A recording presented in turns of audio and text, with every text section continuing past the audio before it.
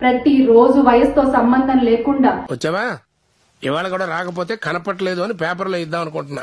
మహిళలు ఇబ్బంది పడుతున్నప్పుడు, మహిళలపై అత్యాచారాలు జరుగుతున్నప్పుడు, ఇంతమంది మహిళలు కన్నీరు కారుస్తున్నప్పుడు మీరు ఎన్ని యాప్లు ప్రవేశపెట్టి ఎందుకు? ఒక్కసారి ఫేస్ టర్నింగ్ ఇచ్చుకోండి. వరకైతే మేము ఎప్పుడు హ్యాపీగానే ఉంటాం, తెలుసు కదా. కష్టాలు వచ్చినా సంతోషాలు వచ్చినా ఎప్పుడు సంతోషంగానే ఉంటాం. ఏమన్నా చేసినా చేయకపోయినా క్యాప్టెన్ అయితే నేను సంతోషంగానే ఉంటాం. సో అది మా ప్లానింగ్. ఏంటి బోర్డ్ ప్లానింగ్? ఆ వర్డ్ ఏంటి అసలు నువ్వు మాట్లాడడం అక్కడ? అంటే మేము సెట్ చేసుకుంటాం, ఒకసారి పవర్ వచ్చినప్పుడు జీవితాంతానికి సరిపడా మేము ప్లాన్ చేసేసుకుంటాం. నువ్వు అన్ని మూసు కూర్చోలేవా? మాకు కష్టాలు అనేవి రావు, ఎప్పుడు సుఖంగానే ఉంటాం, మేము ప్లాన్ చేసుకుంటాం. అది మా ప్లానింగ్ అన్నట్టుంది. అంటే అది నీకు నువ్వే చెప్తా అది మా ప్లానింగ్ అని చెప్తే ఇంకా రాష్ట్రంలో ఎవరైనా వెళ్ళగలుగుతారు? ఆడదాం ఆంధ్రాలో ఈవిడ గారికి చాలా చెయ్యి ఉంది, తడిసింది. దాని అవును చాలా చోట్ల నా గురించి ఇదే. అసలు ఎలా నీకు అసలు ఇంత చిన్న వయసులోనే ఇన్ని మోసాలు చేసి ఇంత మెచ్యూరిటీ ఎక్కడి నుంచి వచ్చింది? అసలు ఇట్స్ ట్రూలీ అప్లాడబుల్. పైన విచారణ ఉంది, ఈవిడ పిలుస్తారు అంటారు. ఆ రోజు ఎప్పుడు మాకు రావట్లేదు. వచ్చిన వాళ్ళు మాత్రం దీపావళి ఖచ్చితంగా చేసుకుంటారు అందరూ. అక్కో నువ్వు అది గుర్తుపెట్టుకో. కొంచెం అయిందా? బాగైందా? ప్రతిదానికి ఓవర్ ఎక్స్ప్రెషన్.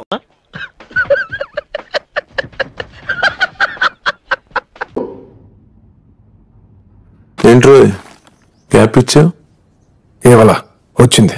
ఇప్పటికైనా కళ్ళు తెరిచి ప్రజల సమస్యలపై దృష్టి పెట్టి వచ్చింద్రా ఈవిడికి మాత్రం వేదాలు సైతాన్ని వల్లిస్తుంది అంటే ఏమిటి?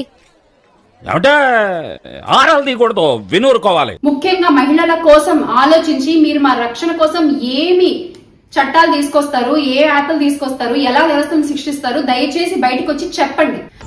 నీకు స్పాట్ నేను ఎడతాగా.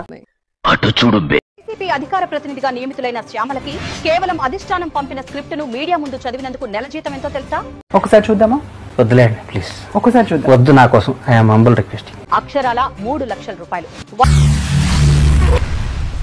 ఏమిటండి మీరు మాట్లాడేది?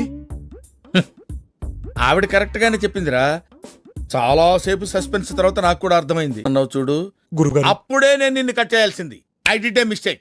ఓకే. వైసీపీ ఆఫీస్ లో 15,000 జీతానికి పనిచేసే ఆఫీస్ బాయ్స్ స్వీపర్లను తొలగించి సర్దుబాటు చేశారు. ఆ దేవుడు మీరు సర్వనాశనం అయిపోతారా? మట్టి మట్టి కొట్టుకుపోతారా? ఇన్నేళ్లు జగన్ పై ప్రేమతో అనుకున్నాం గానీ ఇలా పెయిడ్ ఆర్టిస్ట్ అని తెలియలేదని శ్యామల తీరుపై కార్యకర్తలు అసహనం వ్యక్తం చేస్తున్నారు. ఇందాక ఎంత గొప్పగా యాక్ట్ చేసావురా. Hats off. ఒప్పేసుకున్నావు నటనలో నీ తర్వాత ఎవడ. మీరు మా జగన్మోహన్ రెడ్డి గారు వేసుకున్న షూస్ మీద పెట్టిన శ్రద్ధ రాష్ట్ర పరిపాలనపై పెడితే బాగుంటుంది. లేడీస్ అని చెప్పి ఎందుకు ఈ విధంగా మా నాన్నను ట్రోల్ చేయాల్సి వస్తుంది? ఈ గ్రామంలో నేను మహిళా అధ్యక్షురాలు. రాష్ట్ర ముఖ్యమంత్రి సాక్షాత్తు ఒక మహిళ కాబట్టి ఆడి పేరు చెబితే నేను ఆ కాలంలో దూకి చచ్చిపోతానయ్యా. మహిళా రక్షణ గాని, వ్యవసాయ రంగం గాని, విద్యారంగం గాని, ఆర్థిక రంగం ఏదైనా సరే ఈ రోజున మళ్ళీ బాగుండాలి అంటే అందరూ జగన్మోహన్ రెడ్డి గారి వైపు చూసే పరిస్థితి రాష్ట్రంలో. ఆడి పేరు చెబితే నేను ఆ కాలంలో దూకి చచ్చిపోతానయ్యా. నాకు చచ్చిపోవాలనిపిస్తుంది ఆడి పేరు చెబితే. అసహ్యం కలుగుతుంది ఒళ్ళంతా. నీకు దండమమ్మా, నువ్వెక్కడ దొరికావే నాకు. మళ్ళీ ఖచ్చితంగా ఆయన అధికారంలోకి వస్తారు, ప్రజలే తీసుకొస్తారు, మళ్ళీ ఆంధ్ర రాష్ట్రం బాగుంటుంది. ఆడు ఏం చేశాడని అసలు జనంలోకి వస్తున్నాడు, ఏం పొడిచాడని వస్తాడంట. ఇక్కడికి రమ్మను, దమ్ముంటి సెంటర్కి రమ్మను, చూసుకుంటాము. ఇంకెంత క్లియర్ గా చెప్పిన తర్వాత ఎంగిలి కాన్సల్ దగ్గర కుక్కలా ఇక్కడ ఎందుకు మనం పేరు ఎత్తబాకండి దయచేసి. ఏం పని చేయని వ్యక్తి పేరు ఎత్తబాకండి. ఏం పని చేయని వ్యక్తి పేరు ఎత్తబాకండి. పాండు ఓ బాటిల్ జిన్నట్రారా, తోటకెళ్ళి తాగి పడిపోతాం, మనశ్శాంతి కన్నా ఉంటుంది. Make Andhra great again with Jagananna. ఇప్పుడు మీరున్నారు ఏదో పని చేస్తారు, మేమున్నాం ఏదో పని చేస్తాం. ఆడేం చేశాడో చెప్పాలి, కరెక్ట్ గా చెప్పమను, కరెక్ట్ గా జనంలోకి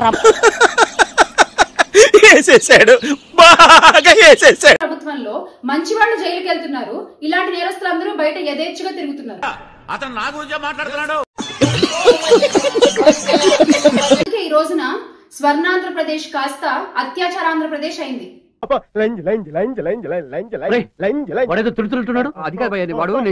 చూద్దాంలే. చూడటం కాదండి, మీరు చెయ్యాలంతే. సరే మీరు ట్రై చేస్తారన్నారంటే అది ఓకే అయిపోయిన